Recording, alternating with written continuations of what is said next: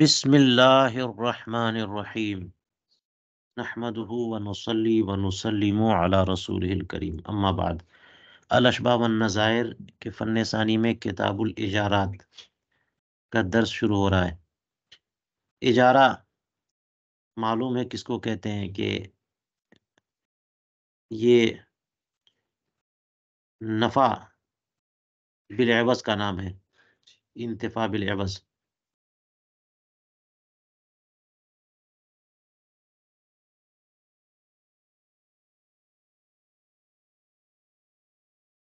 کہ کوئی سامان کسی کو اجارے پہ دینا کہ وہ اس سے انتفاع کرے اور اس کا معاوضہ دے، اور اجارے کے بیان میں اس کی شرطیں اور سب چیزیں آپ دیکھ سکتے ہیں۔ اس میں بھی دونوں طرف سے تعین ضروری ہے، اجرت کی تعین بھی اور نفع کی تعین بھی۔ اور نفع کی تعین بہت مشکل کام ہے کہ منتفع کے عمل سے انتفاع مختلف ہوتا رہتا ہے، تو مدت کی تعین سے نفع کی تعین مان لیتے ہیں، ہے نا۔ اس کی بھی اپنی شرطیں ہیں، ان سب کی تفصیلات آپ کو متون میں مل جائیں گی۔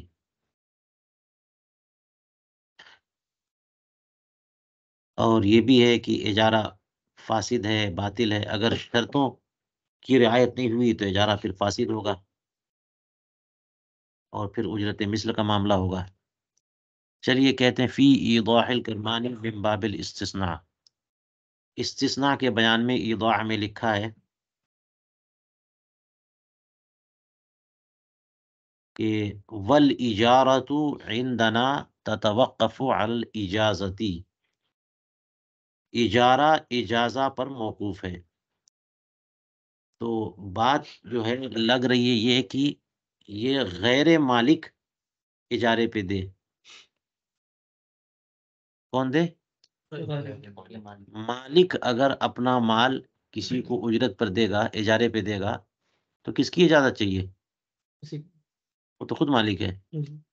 تو کوئی فضولی اگر کسی کا مال اجارے پہ دے تو مالک کی اجازت ضروری ہوگی کہ نہیں ہوگی؟ تو یہ اجارہ نافذہ نہیں ہے بلکہ موقوفہ ہے۔ تو مثال کے طور پر غاصب نے غصب کرنے کے بعد مال مغصوب کو اجارے پہ دے دیا، جی، یا اور بھی صورتیں ہو سکتی ہیں غصب کی، غیر مالک یا فضولی کی، تو یہ موقوف ہے کس پر؟ اجازت پر۔ فَإِنْ أَجَازَهَا الْمَالِكُ قبل استیفاء المعقود علیہ، تو اگر مالک اجازت دے دے اجارے کی معقود علیہ کے استیفا سے پہلے پہلے، یعنی معقود علیہ کے وصول کرنے سے پہلے پہلے اجازت دے دے، تو پھر اجرت اسی کی، مالک کی۔ وَإِنْ كَانَ بَعْدُهُ فَلَا، اور اگر استیفائے ماخوذ کے بعد اس نے اجازت دی تو جتنے ایام گزر گئے ان کی اجرت جو ہے اس کی نہیں ہے، تو پھر وہ کہاں جائے گی؟ وہ غاصب کے پاس جائے گی۔ پھر کیا طیب ہے؟ طیب نہیں ہے، وہ تصدق کرے گا یا واپس کرے گا، وہ جو اجارہ کو کینسل کرے گا۔ یعنی گھر پر قبضہ کر لیا کسی نے، اور وہ جو قابض اور غاصب ہے اس نے اس گھر کو کسی کو اجارے پہ دے دیا اور مہینہ سیٹ کر دیا تھا کہ 10,000 روپیہ مہینہ۔ ایک مہینہ گزر گیا اور 10,000 روپے آ گئے، اور اب جو ہے مالک نے اجازت دی تو یہ 10,000 اس کا نہیں ہے، اب آئندہ سے 10,000 اس کا ہوگا کرایہ، کیونکہ اس کی تو کوئی حیثیت ہی نہیں جو ایک مہینہ گزر گیا۔ لیکن استیفائے معقود سے پہلے پہلے جو کرایہ ملا ہے اس کے ملنے سے پہلے پہلے اگر مالک نے اجازت دے دی تو اجرت اسی کی۔ وَإِنْ كَانَ بَعْدَ قَبْضِ الْبَعْضِ فَالْكُلُّ لِلْمَالِكِ، اور اگر بعض کے قبضے کے بعد اجازت دی ہے تو یہاں پر اختلاف ہو گیا، پورے معقود علیہ نہیں بلکہ بعض پر قبضہ کیا۔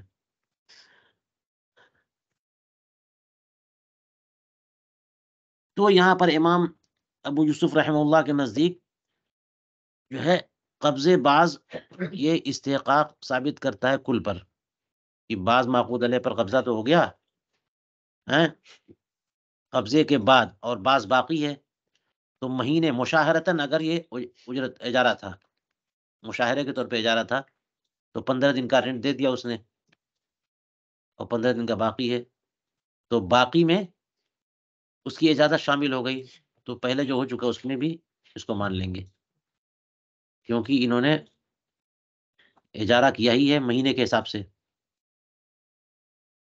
اور امام محمد رحمہ اللہ کہتے ہیں کہ اس میں اعتبار ہوگا اس کا کہ جب اس نے اجازت دی ہے اس کے بعد سے کرایہ اس کا، اور اجازت سے پہلے کا کرایہ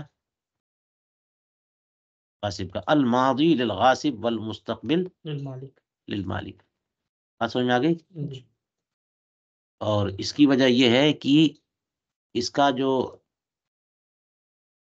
مفرد یا یونٹ بنتا ہے وہ ایک دن کا بنتا ہے، اگرچہ مہینے کا حساب کر لیں یا مشاہرتاً یا مسانحتاً، سالانہ کرائے پہ بھی دیتے ہیں، سال کا کرایہ اتنا، ہفتے پہ بھی دیتے ہیں ہفتے کا اتنا،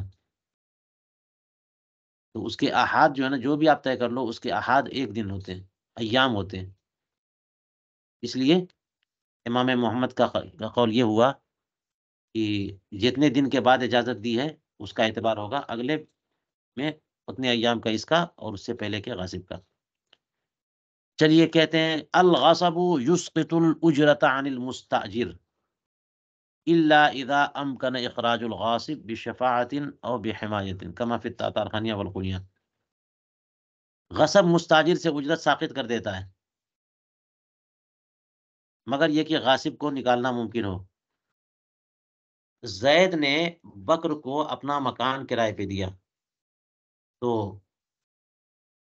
جب قبضہ ہو گیا بکر کا تو کرایہ شروع ہو جائے گا نا، رہے نہ رہے وہ اس کی بات ہے، لیکن اگلے ہی دن جو ہے نا کسی اور نے اس پر قبضہ کر لیا، غصب کر لیا، تو بکر کے قبضے میں تھا، کسی اور نے غصب کر لیا، تو کرایہ ساقط ہو جائے گا اس سے مستاجر سے۔ وہی کہتے ہیں غصب اجرت کو ساقط کر دیتا ہے کس سے؟ مگر تب جب کہ غاصب کا نکالنا ممکن ہو۔ یہ بکر کے قبضے میں مکان تھا، تیسرا بندہ آ کر کے غصب کر بیٹھا ہے، تو اس کے باوجود کیا کرایہ وہ دے گا؟ اگر جو ہے مالک غاصب کو نکال سکتا ہے تو کرایہ بنے گا، کیونکہ تمکن کی یہ صورت تو بنی نا۔ اصل یہ ہے کہ مال مستاجر جو ہے، عین مستاجر، وہ انتفاع کے لائق ہو مستاجر کے لیے، مستاجر کے لیے ہاں وہ نفع اٹھا سکتا ہے، اٹھائے نہ اٹھائے وہ الگ بات ہے۔ اجارہ جو ہوتا ہے وہ حقیقت انتفاع پر نہیں ہے جی، بلکہ امکان انتفاع پر ہے۔ تمکن ہے آپ کو اجارہ دینا پڑے گا، جیسے مثال کے طور پر آدمی کو کرائے مزدوری پہ رکھا اجیر خاص والی صورت میں، تو بندہ آ کر کے اتنے گھنٹے آپ کے پاس موجود ہے، آپ کام لیں نہ لیں آپ کو پیسے تو دینے پڑیں گے۔ حبس وقت اور حبس نفس کی اجرت ہے، وہ کام لینا آپ کا کام ہے، اس نے تو حاضر کر دیا اپنے آپ کو، تو یہ اجرت جو ہے نا حقیقت انتفاع پر نہیں ہے بلکہ تمکن من الانتفاع پر۔ انتفاع ہو سکتا ہے آپ مکان دے دیا، قبضہ ہو گیا، آپ مکان میں رہتے ہی نہیں ہو، پھر بھی کرایہ دینا پڑے گا۔ تو اگر مستاجر کے قبضے میں مکان ہے لیکن کسی اور نے آ کے قبضہ کر لیا تو انتفاع کی صورت خراب ہوئی نا۔ اگر اسے نکال سکتے ہیں اور پھر بھی بس یوں ٹال مٹول کر رہے ہیں، نکال نہیں رہے ہیں، تو بھی یہ تمکن میں انتفاع مانیں گے، کرایہ بنے گا، اور نہیں نکال سکتے تو نہیں بنے گا، نہیں دینا ہوگا کرایہ۔ تو وہی کہہ رہے ہیں کہ غصب مستاجر سے اجرت کو ساقط کر دیتا ہے مگر تب جب کہ غاصب کو نکالنا ممکن ہو۔ اگر غاصب کو نکالنا ممکن ہو تو اجرت ساقط نہیں ہوگی، جو دینی پڑے گی۔ کیوں؟ اس لیے کہ اگرچہ کوئی حارج آ گیا ہے اس کو نکالنا ممکن ہے تو انتفاع تو ہو سکتا ہے۔ بشفاعت اور کسی بھی طور پر غاصب کو نکالنا بات چیت کر کے یا بزور بازو ہے نا، دھکا دے کر کے نکالے کسی بھی طور پہ، کما فی الطاعات ارخانیہ والخنیہ۔ التمکن من الانتفاع یوجب الاجر، انتفاع پر قابو ہو اور اس کی گنجائش ہے تو یہی اجر کو ثابت کر دیتا ہے، حقیقت انتفاع نہیں، امکان انتفاع موجب اجر ہے، اجرت کا موجب ہے۔ بات ہو گئی؟ الا فی مسائل، مگر چند مسائل اس سے مستثنا ہے، دیکھ لیجئے، یہ ہو گیا ضابطہ اور یہ ہے استثناء۔ چلیے کون کون سے مسائل مستثنا ہے کہ تمکن من الانتفاع بھی موجب اجرت نہیں ہے؟ الاولا، پہلا مسئلہ، اذا کانت الاجارۃ فاسدۃ فلا تجب، اگر اجارہ فاسد ہے تو صرف امکان انتفاع پر اجرت واجب نہیں ہے، حقیقت انتفاع پر۔ جیسے آپ نے بیع فاسد میں پڑھا کہ اس سے ملکیت ثابت نہیں ہوتی جب تک کہ قبضہ نہ ہو، بیع صحیح سے صرف ایجاب و قبول سے ملکیت ثابت ہو جاتی ہے، لیکن بیع فاسد میں جب تک کہ قبضہ نہ ہو، حقیقت قبضہ۔ تو وہی بات ہے کہ اجارہ فاسدہ اگر ہے تو صرف امکان انتفاع پر اجرت واجب نہیں ہوگی، بلکہ فلا تجب الا بحقیقت الانتفاع، یہ امتناع نہیں بلکہ انتفاع ہے، الا بحقیقت الانتفاع کما فی فصول العمادیہ، وظاہر ما فی الاسعاف اخراج الوقف، اور اسعاف کی جو عبارت ہے اس کے ظاہر سے لگتا ہے کہ وقف اس سے خارج ہے، وقف کا مسئلہ اس سے کہ حقیقت انتفاع میں اگر اجارہ فاسدہ ہے تو حقیقت انتفاع یعنی حقیقتاً مستاجر منتفع ہو تب جا کر کے اجرت مثل واجب ہوگی۔ وقف یہ ہے، وقفی جائیداد جس سے خارج ہے، انتفاع کرے نہ کرے وہاں پر بہرحال اجرت واجب ہوگی، کیونکہ وہاں پر انفع للفقراء کو دیکھا جاتا ہے نا، وقف میں دیکھا جاتا ہے کسی کی اپنی پراپرٹی تو ہے نہیں، تو اگرچہ اجارہ وہاں پر فاسدہ ہے، وہاں یہ نہیں کریں گے کہ اس کی اجرت واجب ہوگی تب جبکہ انتفاع ہونے لگے، نہیں، تمکن انتفاع، امکان انتفاع پر وہاں پر یہ دیکھ لیجئے، فتجب اجرتہ فی الفاسدۃ بالتمکن، تو وقف کی جائیداد میں، جائیداد کو اگر اجارے پہ دیا تو اجارہ فاسدہ کی صورت میں بھی تمکن سے، چلیے یہاں تک آسان ہے بات۔ الثانیہ، یہ پہلا مسئلہ تھا، دوسرا دیکھیے، اذا استاجر دابۃ للرکوب، جانور سواری کے لیے اجارے پہ لیا، شہر سے باہر کی، شہر سے باہر سفر کرنے کے لیے اجارے پہ لیا اور اسے اپنے پاس باندھے رکھا، سواری کی نہیں، فلا اجر لہ، جی، تو اس کو کچھ اجرت نہیں ملے گی، کیونکہ یہاں پر جو ہے نا حقیقت انتفاع ہوا ہی نہیں، صرف باندھے رکھا، کما فی القانیہ، بخلاف ما اذا استاجرها للرکوب فی البصر فحبسها ولم يرکبها، برخلاف اس صورت مسئلہ کے کہ اگر اس نے اجارے پہ شہر کے اندر آنے جانے کے لیے اجارے پہ لیا، فحبسها اور یہاں باندھے رکھا اور نہیں، ولم يرکبها اور سواری کی نہیں، تو یہاں پر اجرت واجب ہوگی۔ اب ان دونوں میں فرق تلاش کرنا چاہیے، کیونکہ اصل جو بتا چکے ہیں اس پر یہ دوسرا والا مسئلہ منطبق ہوتا ہے کہ اجارہ اگر صحیح ہے تو حقیقت انتفاع کی ضرورت نہیں ہے، بلکہ امکان انتفاع پر بھی اجرت واجب ہو جائے گی، آپ کو دینا پڑے گا، آپ نے نہیں اٹھایا فائدہ، آپ جانو، مالک نے تو آپ کے حوالے کیا نا۔ تو شہر میں آنے جانے کے لیے جانور یا گاڑی یا کوئی چیز اگر کرائے پہ لیا ہے اور آپ کے قبضے میں گاڑی آ گئی، جانور آ گیا، کرایہ دینا پڑے گا آپ کو، آپ نے استعمال کیا نہیں کیا وہ بات نہیں، امکان انتفاع تو ہوا، لیکن اگر شہر کے باہر جانے کے لیے لیا آپ نے،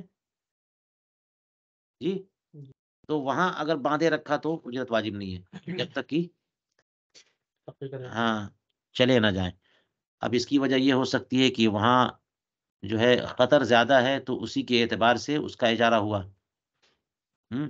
نہ یہ مطلب کہ یہ اجارہ فاسد ہے، کہ شہر کے باہر جانے کے لیے اگر کوئی اجارے پہ دیتا ہے تو اس میں نقصان زیادہ ہو سکتا ہے نا،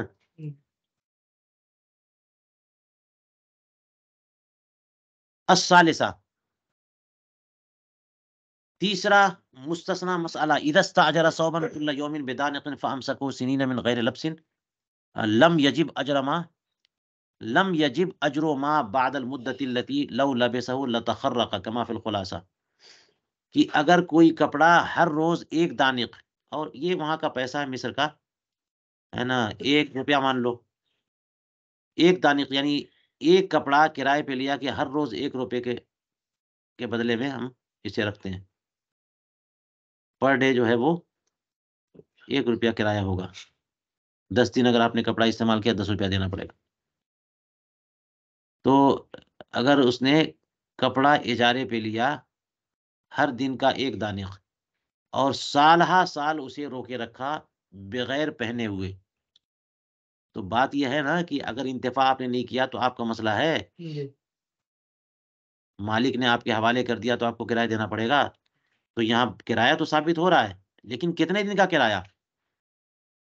تو اگر ایسی کوئی چیز ہے کہ جس کو مالک نے اجارے پہ دے دیا اور مستاجر نے قبضہ کر لیا، لیکن وہ استعمال تو نہیں کر رہا، لیکن وہ ایسی چیز ہے کہ استعمال ہمیشہ نہیں کر سکتا وہ، اگر استعمال کرتے کرتے ایسے معاملات ہوں کہ وہ پھٹ جائے، ہے نا، ایسا کپڑا ہے کہ وہ استعمال، کپڑے تو پھٹتے ہیں، پرانے ہو جاتے ہیں، 1 سال کے بعد، 6 مہینے کے بعد، 2 سال کے بعد، بہت اچھا کپڑا 2-3 سال چلے گا، 4 سال چلے گا، تو وہ ایسا کپڑا ہے کہ چند مہینوں میں وہ پھٹ جائے، تو ماہرین جو کہیں گے کہ اتنے مہینے میں چلنے والا کپڑا اتنے دن کا کرایہ دینا پڑے گا، سالہ سال رکھا رہا تو پورے سال کا نہیں۔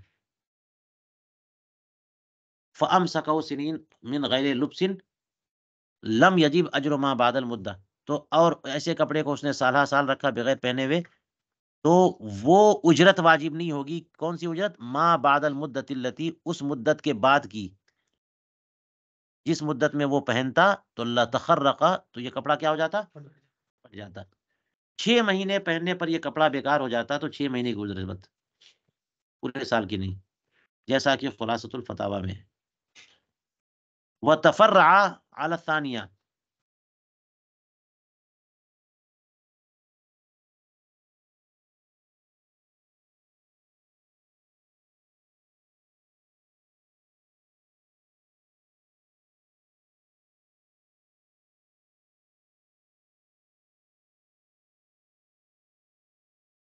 کہتے ہیں کہ دوسرا والا جو استثنائی مسئلہ ہے اس پر ایک تفریع یہ ہے کہ لو ہلاکت فی زمانی امساکہا، یعنی جس جانور، دوسرا والا مسئلہ کیا تھا، دوسرا استثنائی، کہ شہر کے باہر جانے کے لیے اس نے کرائے پہ جانور لیا اور روکے رکھا تو گیا بھی نہیں تو اجرت نہیں ہے، تو اس کی تفریع یہ ہوگی کہ لو ہلاکت، وہی جانور اس کے امساک کے دوران اس کے پاس وہ ہلاک ہو جائے تو یضمنھا، تو وہ کیا ہوگا؟ ضامن ہوگا۔ جانور لیا تھا شہر کے باہر لے جانے کے لیے، اپنے پاس رکھے رہا اور گیا نہیں، تو ضامن اس لیے ہوگا کہ جب وہ جا ہی نہیں رہا تو اجارہ کس بات کا، تو اسے رکھنے کی حق نہیں تھا، تو واپس کرنا تھا، تو ناحق طور پر اس نے اپنے پاس رکھا۔ جی، تو آپ کو پتا ہے کہ اجیر یا مستاجر جو ہوتا ہے وہ اس عین کا ضامن نہیں ہوتا جس کا اجارہ ہوا ہے۔ آج کل کیا ہوتا ہے کہ لوگ ضامن بنا دیتے، گاڑی دیا، جانور دیا، کچھ بھی دیا تو فائدہ اٹھائیں گے، اور نقصان ہوا تو اس کا قیمت بھی لیں گے، یہ ظلم ہے۔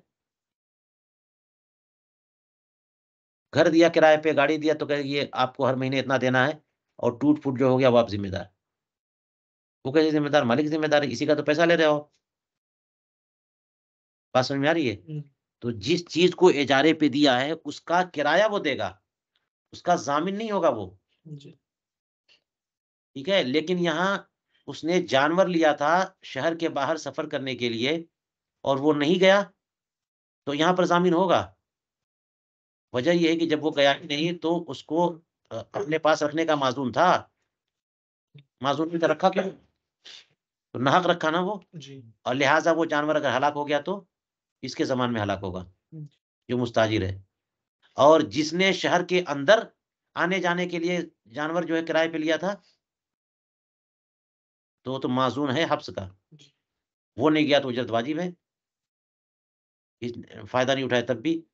لیکن اگر وہ جانور ہلاک ہو جائے تو اس پر تاوان یا ضمان نہیں ہوگا. اس والی صورت میں شہر کے اندر آنے جانے کے لیے کرائے پہ لیا، شہر کے باہر آنے جانے کے لیے کرائے پہ لیا نہیں گیا اور تب ضامن ہوگا. ٹھیک ہے، دیکھ لیجئے کہ تفرع علی الثانیہ انہا لو حلقت فی زمان امساکها عنده یضمنها لانه لما لم یجب الاجر، جب اجرت واجب ہی نہیں ہوئی، لم یکن معزونا فی امساکها، تو اس کو اجازت کہاں تھی؟ وہ اس دابہ، اس جانور کو رکھنے کا معزون نہیں تھا، برخلاف اس صورت کے کہ اذا استاجرها للرکوب فی مصر، مصر کے اندر، شہر کے اندر سواری کرنے کے لیے اس نے اجارے پہ لیا، فہلکت بعد امساکها کما فی فروق القرابیسی. چلیے یہ مسئلہ ہو گیا حل. الزیادۃ فی الاجرۃ من المستاجر من غیر ان یزید علیہ، من غیر ان یزید علیہ احد.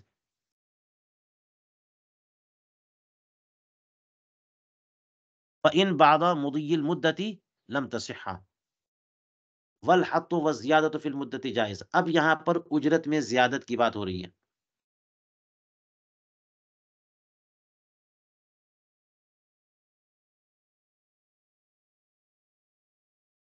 اجرت میں اضافہ مستاجر کی طرف سے بغیر اس کے کی کوئی اس پر زیادہ اجرت دے. کبھی کبھی ایسا ہوتا ہے نیلام کرنے کے لیے کوئی اور آ جاتا ہے، نیلام جب ہوتا ہے کوئی نیلام نہیں بھی ہے تب بھی بات چیت ہو رہی ہے، مول بھاؤ کر رہے ہیں، تو ایک بندے سے معاملہ طے ہونے کے قریب تھا کہ دوسرا آ گیا کہ اس سے ہم زیادہ رینٹ پہ دیتے ہیں، آپ کو زیادہ کرایہ دیں گے، ہم کو دے دیے. تیسرا آ گیا اس سے بھی زیادہ دیں گے، ہم کو دے دیے. تو وہی کہہ رہے ہیں کہ مستاجر اگر اجرت میں اضافہ کرے جبکہ کوئی اور اضافہ نہ کرے، تو اگر یہ وقت کے اندر اندر ہے تو یہ اضافہ درست ہے. فَإِن بَعْدَ مُضِيِّ الْمُدَّةِ، اور مدت کے گزر جانے کے بعد ہے تو لم تصح، صحیح نہیں ہے، کیونکہ اس کو اجرت سے ملائیں گے کیسے، لاحق کریں گے کیسے؟ یہ تو آپ نے پڑھ لیا ہوگا کہ بیع جب ہوتی ہے تو عقد ہو جانے کے بعد جو ہے اگر مشتری قیمت بڑھا دے، ثمن بڑھا دے، اضافہ کر دے، یا بائع مبی میں اضافہ کر دے تو یہ ہو سکتا ہے، جائز ہے. تو وہی بات یہاں پر ہو رہی ہے کہ اجارہ ہوا اور ابھی انتفاع کیا نہیں ہے تو مستاجر نے اجرت میں اضافہ کر دیا، چلے گا، لیکن مدت گزر جانے کے بعد اضافہ کیا تو نہیں. والحط والزیادۃ فی المدت، اسی لیے کہا کہ مدت کے اندر اگر حط و زیادت کرے تو یہ جائز ہے. جی، مہینے کے اعتبار سے کرائے پہ دیا تھا مکان اور مہینہ ابھی جاری ہے، پورا نہیں ہوا، کہ مالک نے کرایہ کم کر دیا یا کرایہ دار نے کرائے میں اضافہ کر دیا، یہ اصل عقد سے متعلق ہو جائے گا، یہ درست ہے. مالک کا حد کرنا بھی ٹھیک ہے اور کرایہ دار کا زیادت کرنا بھی ٹھیک ہے. وَإِن زِيدَ عَلَى الْمُسْتَاجِرِ، یہ تو تب ہے جبکہ مستاجر خود اضافہ کرے، لیکن اگر مستاجر پر اضافہ کر دیا جائے، یہ مالک مکان جو ہے وہ کہے کہ اب کرایہ آپ کو زیادہ دینا پڑے گا. فَإِن كَانَ فِي الْمِلْكِ لَمْ تُقْبَلْ، تو اگر یہ جو کرایے میں اضافہ کیا جا رہا ہے ابھی مکان مالک مکان کی ملک میں ہے تو لم تقبل، اس اضافے کو قبول نہیں کریں گے. یہ تو بدلنا ہو گیا، الٹا ہو گیا نا. طے ہوا ہے کہ 1,000 روپے میں 1,000 روپیہ کرایہ ہوگا مکان کا، اور عمل شروع ہو گیا، مہینہ پورا بھی نہیں ہوا تو کہہ رہے آپ 2,000 ہوگا، 1,200 ہوگا. یہ نہیں صحیح ہے. تو مالک مکان جو ہے وہ کرائے میں حد تو کر سکتا ہے، اضافہ نہیں کر سکتا. اضافہ کرنا ہے تو آپ کو پہلے اپنا اجارہ ختم کرنا ہوگا، اجارے کا عقد کیا کرنا ہوگا، ختم کریے، توڑیے، اور پھر اس کے بعد اثر نو اجارہ کریے، پھر ریٹ بڑھائیے اس کا. تو اس لیے کہا انہوں نے کہ اجرت کا اضافہ مستاجر پر اگر ملک میں مال ہے، وہ عین ملک میں ہے شیء مستاجر، تو یہ اضافہ قابل قبول نہیں مطلقاً، کما لو رخصت. ایسے ہی جیسے کہ اگر وہ اجرت کم ہو جائے تو تب تو کم کرنے کے لیے کوئی تیار نہیں ہوتا ہے.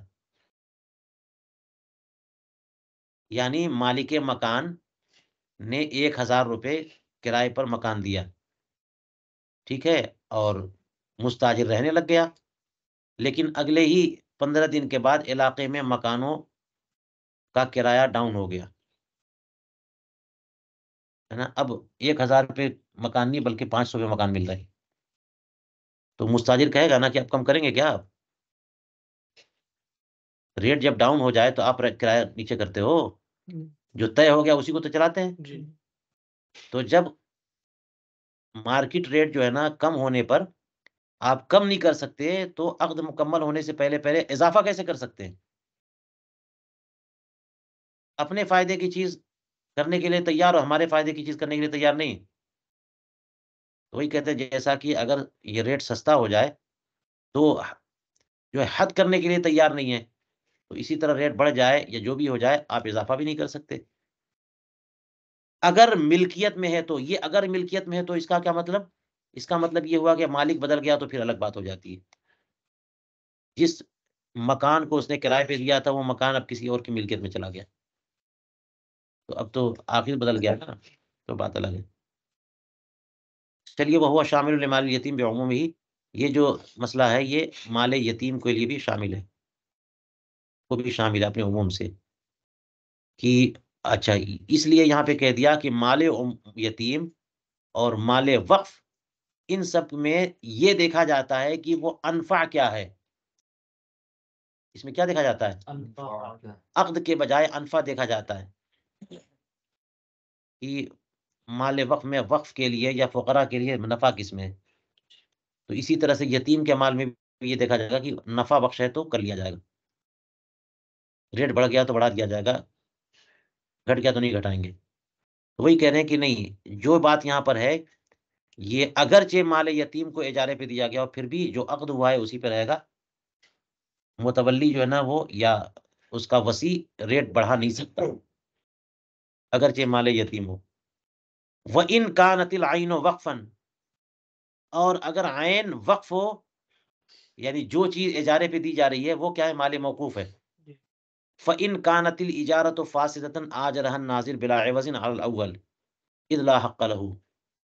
تو اگر یہ اجارہ فاسدہ ہے اور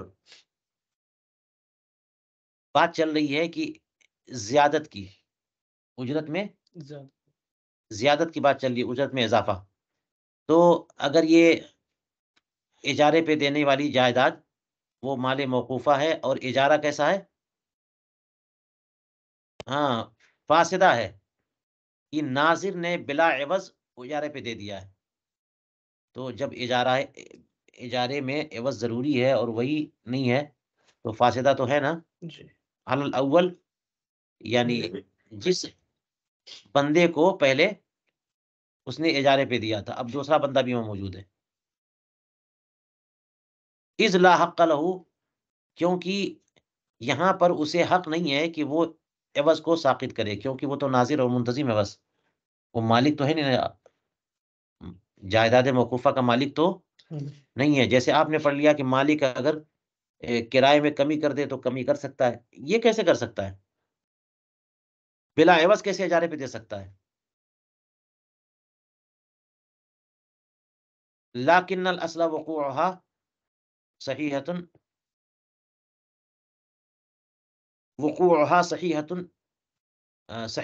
باجرۃ المثل، لیکن اصل یہ ہے کہ یہ بھی اجارہ صحیح ہو اجرت مثل پہ، یعنی بلا عوض اگر اجارہ پہ دے دیا ہے تو بلا عوض ہوگا نہیں بلکہ اجرت مثل پہ اور صحیح ہو جائے گا اجارہ. کہتے ہیں فَإِنِ ادَّعَىٰ رَجُلٌ أَنَّهَا بِغَبَنٍ فَاحِشٍ رَجَعَ الْقَاضِي إِلَىٰ أَهْلِ الْبَصَرِ وَالْأَمَانَةِ. اب زیادت کی بات ہو رہی ہے اور اس طرح کے اجارے میں کسی نے دعویٰ کیا کہ یہ تو غبن فاحش پر اجارہ ہوا ہے. یہ کیسا اجارہ ہوا ہے؟ یعنی جو مارکیٹ ریٹ چل رہا ہے اجارے کا، کرائے کا، اس سے بہت زیادہ ہے. تو اب صرف اس قدر کہہ دینے سے، مدعی کے دعویٰ کر دینے سے قاضی فیصلہ نہیں کر دے گا. رجال قاضی علی البصر والمانہ، تو قاضی جو ہے نا ماہرین سے رجوع کرے گا کہ غبن فاحش کا فیصلہ کرے گا کون؟ خالی مدعی دعویٰ کرتے تو وہ غبن فاحش ہو گیا. جو مارکیٹ میں ریٹ چل رہا ہے، جو دیداور لوگ ہیں، بصیرت رکھتے ہیں، امانت دار لوگ ہیں، ذمہ دار لوگ ہیں، وہ لوگ اگر کہیں گے کہ واقعی ہاں یہ فَإِنْ أَخْبَرُوا أَنَّهَا كَذَلِكَ، انہوں نے بتا دیا اگر کہ ہاں یہ غبن فاحش پر اجارہ ہوا ہے، تو فسخها، تو قاضی کیا کرے گا؟ فسخ کر دے گا. یہ کوئی پراپرٹی، کوئی جائیداد اگر اجارے پہ گئی ہے اور غبن فاحش پہ گئی. والواحد یکفی عندہما، صاحبین کے نزدیک نہیں، شیخین کے نزدیک جو ہے ایک ہی کافی ہے. یعنی قاضی رجوع کرے گا تو پوری جماعت ایک ماہر بھی بتا دے کہ ہاں یہ غبن فاحش ہے تو بات مان لے گا. خلاف محمد رحمہ اللہ، امام محمد کا اس میں اختلاف ہے کہ ایک آدمی تو نصاب شہادت کو نہیں پہنچتا، کم سے کم یہ شہادت کے درجے میں ہو. شیخین کے نزدیک شہادت کے درجے میں نہیں ہے. کما فی وسائل خانیہ و انفع الوسائل، کہتے ہیں متقبل زیادت، اور زیادت کو قبول کیا جائے گا.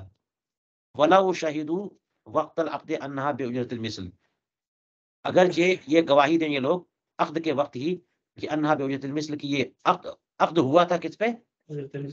اجرت مثل پہ عقد ہوا تھا، اور اس کے بعد زیادت ہو رہی ہے. تو کما فی انفع الوسائل.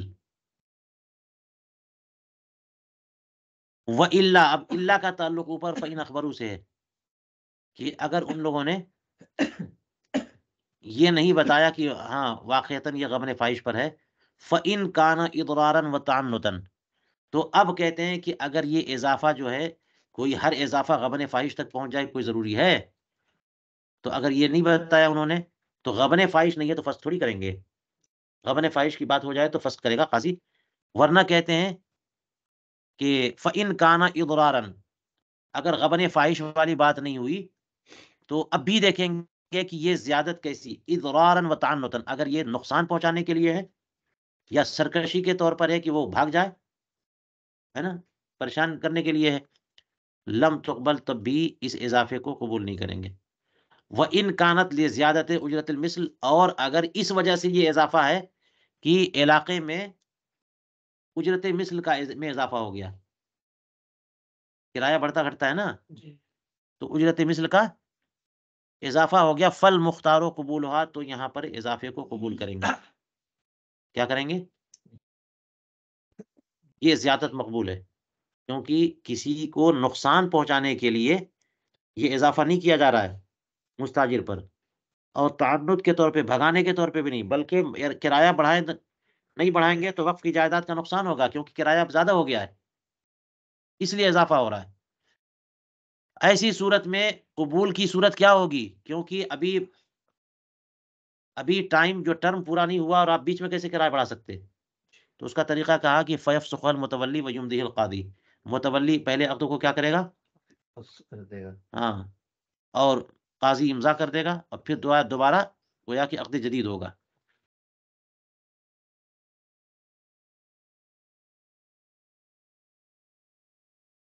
اور کہتے ہیں وَإِنِ امْتَنَعَ الْمُتَوَلِّي فَسَخَ الْقَاضِي، اگر متولی فسخ نہیں کر رہا ہے تو قاضی فسخ کر دے گا. یہ جائیداد وقف کی جائیداد کی بات ہے، اس میں انفع للفقراء دیکھا جاتا ہے کہ مارکیٹ ریٹ جو ہے نا بڑھ چکا، تو اب زیادت وہاں پہ لاگو ہوگی، اور اس کا طریقہ یہ ہے کہ متولی کیا کرے گا؟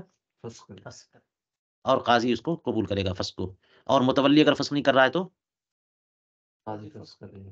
کما حررہ فی انفع الوسائل ثم یوجرها ممن زادہ، اور پھر اس کو اجارے پہ دے گا، کس کو؟ جو زائد پیسہ دے. چلیے یہیں رکتے ہیں.